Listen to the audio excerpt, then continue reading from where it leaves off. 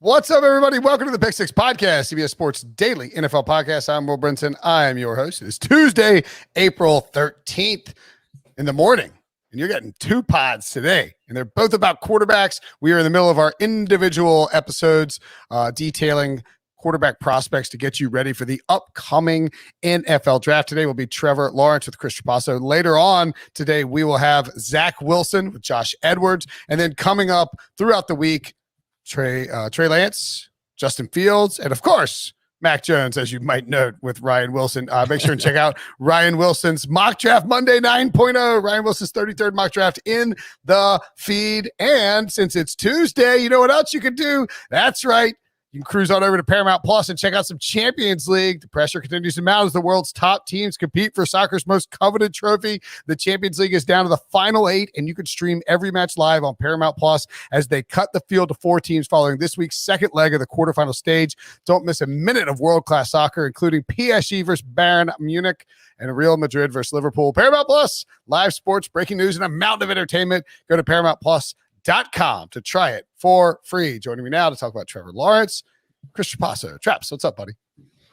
Well, I was just going to say, if Ryan Wilson was not coming on to talk Mac Jones, that would have been really bad planning by Debo, but I didn't think he would do that. But I'm honored to talk about Trevor Lawrence. To me, the best quarterback prospect that we have ever seen. Ever in the history of professional football. Pretty much. I mean, if we're going back into the 60s and 50s, I don't know. We only do the modern era. Modern era. Let's do from the merger on 1970s. And I mean, to be perfectly frank, you can probably snuff out like anybody before the 84 draft, and that's not to say that those guys weren't good or great or whatever, but I mean, scouting, not exactly the same. You know what I mean? So I think that's almost the starting point when you have John Elway coming in as one of the top prospects of all time. I've listed the other 3 guys that I put Trevor Lawrence with, and it's the 3 guys where if you were offered someone's entire draft for the number 1 pick, you would turn it down. Unless they flexed on you like John Elway and made you trade them somewhere else. But John Elway, Peyton Manning, Andrew Luck are the 3 guys, and we know Andrew Luck, the Browns did offer their entire draft, and the Colts said no, and they took Andrew Luck, and it looked like it was going to work out, but then didn't. So you put Trevor Lawrence ahead of all of those guys. I did, and this was kind of a task. This was an article I got assigned last week, and being a huge draft nerd, I wanted to get this right, or at least not to just throw willy-nilly a top 4 rankings out there. I know you're going to disagree with this, I actually had Peyton Manning 4th in that list. And that's not using hindsight. We know Peyton Manning, one of the top 3 to 5 quarterbacks ever. I had him at 4, and I'll be quick with these. I had him at 4 because even going back in 1998, when there weren't as many athletic quarterbacks, Peyton Manning was kind of viewed as like a middle-of-the-road athlete with a middle-of-the-road arm. Everything he did cerebrally and reading coverage and his accuracy was top-notch. But I actually found a Peter King profile where he had a panel of Bill Walsh, Mike Shanahan. I forgot who there was one other prominent name where there was a legitimate debate between Peyton Manning and Ryan Leaf. And Bill Walsh was like, I don't know about Peyton Manning. I would pick someone else and then pick Brian Greasy in round 2. So like there was definitely, by the way, the panel was made up of Tampa Bay. I found the article clicking through from your article. The panel was made up of Buccaneers director of player personnel Jerry Angelo, Sid Gilman, one of the innovators of the West Coast offense. Oh, ouch. West Coast coach offense. That type has been there for 30 years. Somebody get an editor on that. Broncos coach Mike Shanahan, which interestingly enough, obviously had some success with John Elway. Former Giants quarterback and Super Bowl MVP Phil Simms, UCLA coach Bob Toledo, who played Tennessee and Washington State. Oh, this is the Leaf Manning one, former 49ers coach Bill Walsh. So so there was like some thought that like Manning, like there was definitely debate between Manning and Leaf, and also just that Manning wasn't physically there. Like he wasn't this crazy athlete. And I think with the other 3, I had John Elway at 3 because of what you already hinted at, all of the off-field, the diva stuff, not wanting to play for the Colts. He was going to play for the Yankees. I thought that 30 for 30 from Elway to Marino, that documentary did a great job, showing how he really just said, I'm not going to play for the Colts. And his dad was involved, and it rubbed a lot of people the wrong way. So he was at 3. He checked all the physical boxes, but he was at 3 because Andrew Luck checked those physical boxes, but there was 0 off-field concerns. He was like an architect major, graduated early from Stanford, no concerns. He said, I'll play for any team. I don't care who it is. And then I put Lawrence 1 ahead of Luck, even though we know from Luck's combine, he was actually a really good athlete. He was that sneaky fast or sneaky athletic white quarterback. I think Trevor Lawrence is a little more sudden and can be used in the designed run game a little bit more than Andrew Luck was. I mean, quarterbacks outside of Cam Newton, a lot more. Like we saw like 40, 50, 60-yard runs from Trevor Lawrence that Luck couldn't have pulled off. Everything else. I think Lawrence, if you're ranking them as runners, Lawrence, Elway, Luck, or Elway, that feels sacrilegious. Yeah, you kind of have to do it. I think you have to do it like based on the era, because I mean, maybe Lawrence would completely dwarf Elway with his athleticism now, but Elway was considered one of the most athletic quarterbacks in the league when he played. But Lawrence just doesn't have any clear-cut off-field or athleticism or arm strength flaws. So when I was just ticking the boxes, I was like, Lawrence is the best quarterback prospect in the last 40 years. Okay, that's fair. I will point out that Bill Walsh said, I don't want to say it. So I think it's just of interest, and we'll get to Trevor Lawrence, the prospect, in a second. But the reality is that this guy's been. We're not going to spend a ton of time talking about his weaknesses, and we're not going to spend a ton of time talking about where he's getting drafted because he doesn't have a lot. He's going to the Jaguars, and he's going first overall, and it's never been a question. I was just sort of scanning through this profile. This is a really good read.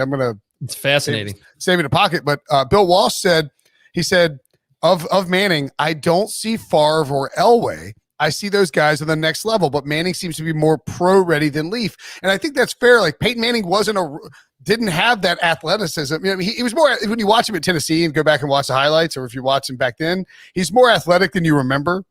Just in terms, he could run it for a touchdown from in the red zone. It wasn't fast. He's a pocket passer. Favre and Elway showed you stuff when they got to the pros that's like, next level athleticism. That's really more in line with what we see now from quarterbacks.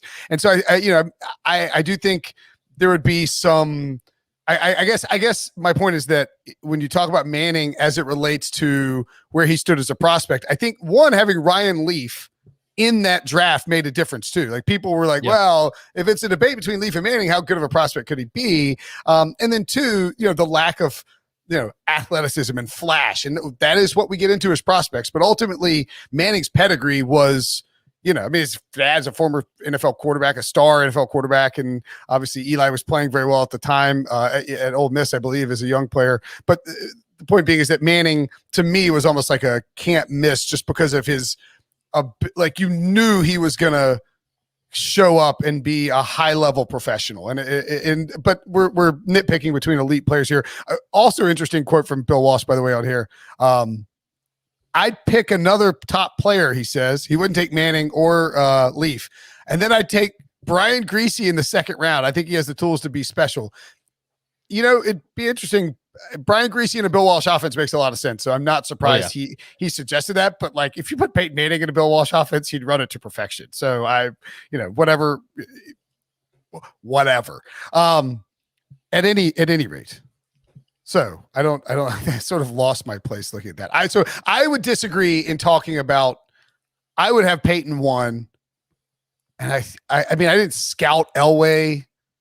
I mean, so it's tough to say because you think about either. Yeah, I mean, and so I think I'd go Elway 2. I would have Lawrence above Luck and maybe above Elway, and that's really more of a recency bias, age thing. Elway certainly an incredible prospect coming out. I think with Luck, there were some sort of concerns that he might. It was like similar to the Peyton Manning stuff, where it's like, does he have the arm strength? Are we sure he's not just like working this cerebrally? And he's like, there wasn't this brashness about him that like Elway had. I think Lawrence is a little bit closer to Elway, but certainly a very modest young man. I mean, he's, he's very religious, very, off field, just a, no questions whatsoever about him. But I don't know. I guess what I'm saying is that, like, I feel like Elway, the flash that you get with Elway and with Lawrence as athletic prospects tends to move them up the board a little bit because you think you can unlock more than what you might even be able to get from Peyton Manning or Andrew Luck, which seems kind of crazy. Yeah, and I think in the end, you could have 15 different analysts on here, and they could give you different combinations. The margin between all four of those is so tiny that I don't really think it matters. It's pretty insignificant. They are the elite of the elite, and it's super nitpicky to like knock John Elway for not wanting to go to the Colts or knock Peyton Manning, who was operating like a 10-year veteran when he was 21 years old at Tennessee. Like, they're all elite. So to have Lawrence at 1, that's just how I feel now. But your rankings, Ryan Wilson's rankings, John Breach's rankings, they're all, it's like ranking 4 potential Hall of Famers. All right, well, let's talk about Lawrence, the prospect, coming up after the break. So Trevor Lawrence, he's 6'6"? Is that right? 6'6", yeah. I thought he was like 6'4". He's 6'6". Golly. He's a big guy. 6'6", 230. It's not many quarterbacks above 6'5" have actually been good in the NFL. No, he doesn't play like 6'6" though. Like my pal Mike Glennon and Joe Flacco, like those dudes play like they're 6'6". Trevor Lawrence, Brock Osweiler. Trevor Lawrence does not play like he's 6'6", but he's 6'6", 213. 10-inch hands, won the national championship in 2018, was the 2020 Heisman Trophy runner-up, 2-time first team All ACC. I thought he was the ACC Player of the Year. Maybe I'm wrong. In 2020, completed 69.2% of his passes, 3,153 passing yards, 24 touchdowns and 5 interceptions. Finishes his career at Clemson over 10,000 passing yards with 90 touchdowns, 17 picks, 943 rushing yards and 18 touchdowns over the 66.6 percent completion percentage over the course of 3 years. What's interesting about him, Traps, is that I think when he came on the scene as a true freshman and took over for Kelly Bryant and led Clemson and Dabo Swinney's team to a national championship, beating in the process the Ohio State Buckeyes, a very good Ohio State team coached by Urban Meyer, who's about to be his. I think they had Urban that year, right? That wasn't Ryan Day. Yeah, I think so. Yeah, I could be wrong, but either way, Urban Meyer watched the game closely, and then whipping Nick Saban's Alabama team in the finals. I almost think that people got down on him a little bit over the ensuing 2 years, or maybe cooled a little bit just because he didn't replicate that freshman season. I would argue, however, that the second half of his sophomore year, he actually looked more in command of the offense and looked like he was growing as a passer, particularly after the very narrow overtime win against Carolina, where people were like, "Oh, Clemson's maybe a fraud." Like, "Oh, Clemson's, they're not going to win it all this year." And while they didn't win 2 more titles, I did think that he developed more as a passer. There are certainly some things that you could nitpick on, and we'll get to that in a second, from his third year and some of the games against Ohio State and losing play callers. But I mean, there's a lot to like here. So what would you identify as his primary strengths?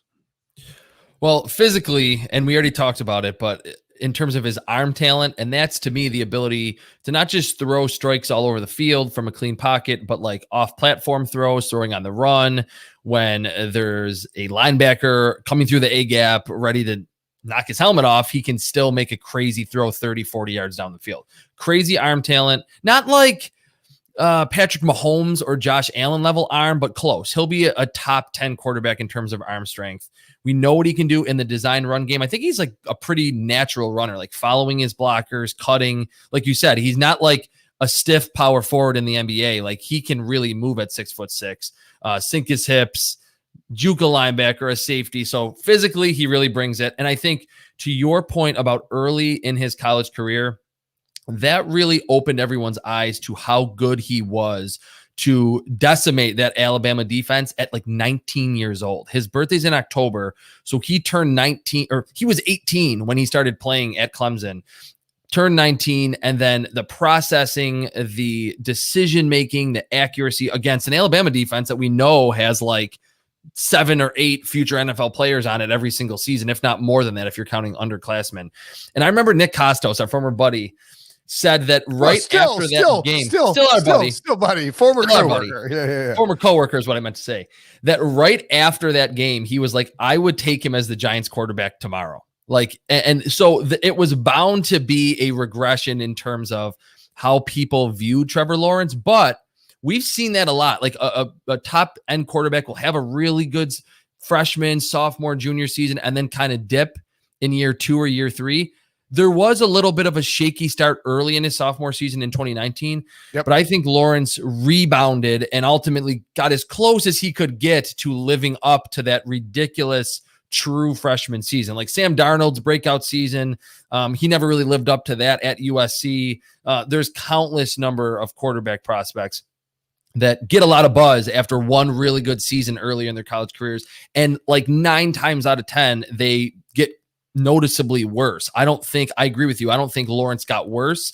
Had a little shaky start, but I think he rebounded, and that's really important. That's not really tangible. You can't point to that in a stat book, but he checks all the physical boxes. I think he's pretty close mentally, and he's only 21 years old. That was actually one of the other reasons I had him ahead of Andrew Luck in my rankings. That's Luck a good point. And Manning was they were older. Yeah. Luck turned 23 in his rookie season. Trevor Lawrence is going to only turn 22. So you're getting this quarterback that I've always said this about Trevor Lawrence. He's like 2 or 3 years ahead of where like even top quarterback prospects are. What he was doing, like you mentioned, at 19 years old against an Alabama defense showing no fear, throwing the football all over the field through tight windows. Nick Saban's defense is an NFL defense in terms of his coverage complexity, blitz complexity, and Trevor Lawrence just standing there as a 19-year-old dicing it up. So we've seen really good quarterback play from Andrew Luck, from Peyton Manning. They're 22, 23 in their 50th start in college. Lawrence was doing these things at such an early age. That's why there's been so much buzz for him for so long, and I think it's justified. Yeah, I don't disagree at all. I mean, any talk of like Zach Wilson being a better quarterback prospect than Andrew Luck was, I mean, then the Trevor Lawrence was stupid. I mean, like no offense to anybody who put it out there who might be listening or anybody who sees that and when they're watching it, but you got to rethink what you're doing if you feel that way. Now, can Zach Wilson have a better career than Trevor Lawrence? Sure. You know, I mean, like, Russell Wilson had a better career than Andrew Luck.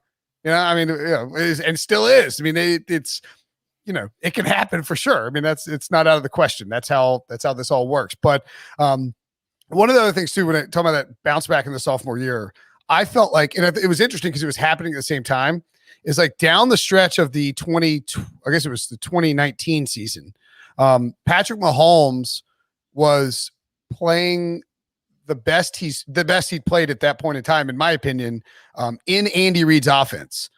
But it wasn't registering on the statistical level. And that's why I told people like leading up to the playoffs, I was like, you need to bet the Chiefs to win the Super Bowl 6-1. If they get that 2 seed, they're going to have a great path. And Mahomes is playing better than it shows. Like people are looking at the numbers, but they're not seeing that he's mastering this offense. And I thought that's what Trevor Lawrence did at the exact same time, was like, he wasn't putting up huge numbers, but they were, once that Carolina loss was close, they bludgeoned everybody. He wasn't even, he didn't have to put up huge numbers, but he was mastering the offense. Now, so I mean, I guess, you could point to the struggles there. I think you can point to the struggles against Ohio State in the, in the playoffs this year. If you're pointing towards weaknesses for Trevor Lawrence, what are you looking at?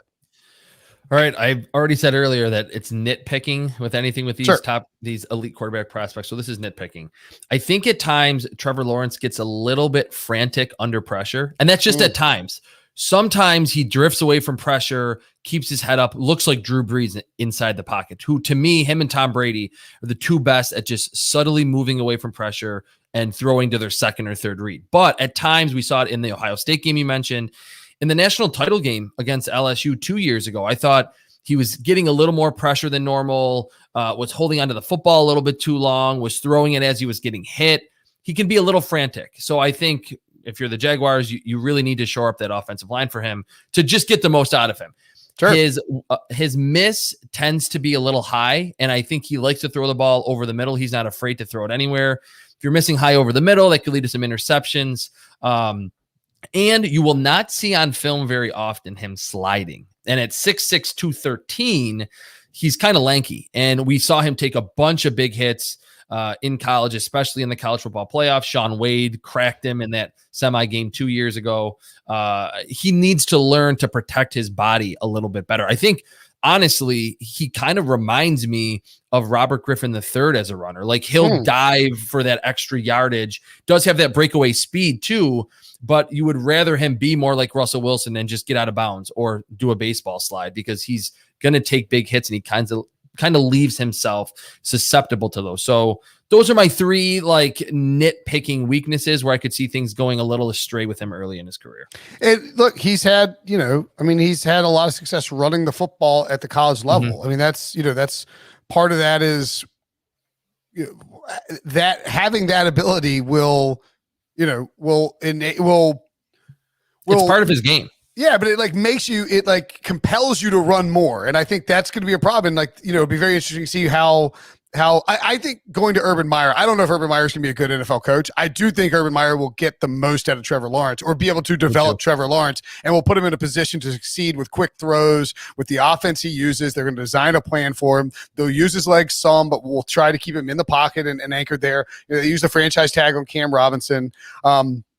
If you're talking about a pro comp, I guess we sort of covered it, right? I mean, like, you can't, it's not like you're going to be like RG3 with, I guess you did comp him to RG3, but you know what I mean? Like, what's the shades of pro comp you would go with here? All right. So I've initially was just like a more athletic version of Andrew Luck. I was bored with that. That was too lame. I think he is a more polished version of Justin Herbert. And I don't know why I haven't seen that anywhere else, because like, Ryan Wilson said that. Ryan Wilson said that. He's like, okay. No, yeah, he said, he said on the podcast, he's like, what you want Trevor Lawrence to be is what Justin Herbert ended up being. Yes. Like basically in his first year. And I was a big fan of Justin Herbert. He was actually my number 3 quarterback last year, but I had him graded like in the top 10. Like, I thought he was going to be pretty good because of everything what we ultimately saw, the arm strength, the athleticism. I thought he got knocked too much for his accuracy. And Trevor Lawrence isn't like surgically accurate. He'll miss some throws from time to time, but he can make up for it with his big arm and how well he reads coverage. So I just think a better mover inside the pocket version of Justin Herbert. And I think after the season that he had, any team would sign up for that. And I assume when if he's the best prospect you've ever, in your opinion, and he's up there in my top 4 if I'm picking quarterbacks. I mean, but the ceiling is Peyton Manning. I don't know. Like, what's the ceiling? Like, the ceiling maybe it doesn't need to be a name that's the ceiling. Maybe the ceiling is just multiple Super Bowls, Hall of Fame. Yeah, I think the ceiling, I was going to lean in that direction too. That if you're talking about a more polished version of Justin Herbert, and projecting that out 15, 20 years, you're talking multiple all-pro seasons, maybe an MVP or 2, and then you put all those accolades together, you could be talking Hall of Fame. Like, he has that type of talent and just physical and mental makeup to be a Hall of Fame quarterback. All right, so maybe the more interesting question is, what is the floor for Trevor Lawrence? Because I guess you could say that it's Andrew Luck, in that he gets injured a bunch, has some Pro Bowl seasons early on, is able to carry his team to the playoffs, never really gets, I guess they got to the conference championship game but got blown out, never makes some noise, but never really threatens for a Super Bowl, and suffers injuries and is forced to leave the game early. I mean, which is not like, it's football, man. That happens. Yeah. Well, I think if you're looking at Trevor Lawrence just as a career arc, I think what you just outlined with Andrew Luck is perfect because of what I said earlier, that he's not afraid to take a hit inside the pocket. He doesn't slide. That was a big problem with Andrew Luck, that lacerated kidney or spleen, whatever he had, that hit earlier in his career was kind of what started him to think about retirement so early at 29. So, but I think as a player, I think his floor is actually Matt Ryan, like someone that is just going to stick around forever. He's going to be completing 65% of his passes, throwing for 4,000 yards. You'll see a few games where he throws 4 or 5 interceptions and he kind of gets dogged for it. But in general, you're like, Matt Ryan is still a good quarterback. His teams are typically among the top 15 to 10 offenses in the league. I don't see individually how Trevor Lawrence, because of how talented he is and how far ahead he is mentally, could be any worse in terms of his floor than how Matt Ryan has played in his career. Okay. That's fair. And Matt Matt Ryan won an MVP. It's where if he gets the right coaching, he's gonna have, and they don't screw up the team around him, he's gonna have a chance to be a dangerous. So yeah, I think that's a fair, like an individual floor without accounting for the team, what the team does, and anything that is outside of his control, injury wise, etc. That's a good comp. I like that. Matt Ryan, perfectly fine. Borderline Hall of Famer right now. Probably gets in eventually if he keeps playing. If Trevor Lawrence has that kind of career and he plays for 15, 20 years, 10, 15 years, he's probably going to get in the Hall of Fame anyway too. But yeah, I like to have the Super Bowls. I guess it's high expectations, but such as heavy is the head that wears the crown, Traps. Great stuff. Good breakdown of Trevor Lawrence. Of course, make sure and keep checking out all of our quarterback prospect podcasts in the feed. Appreciate it, dude. Thanks, Will.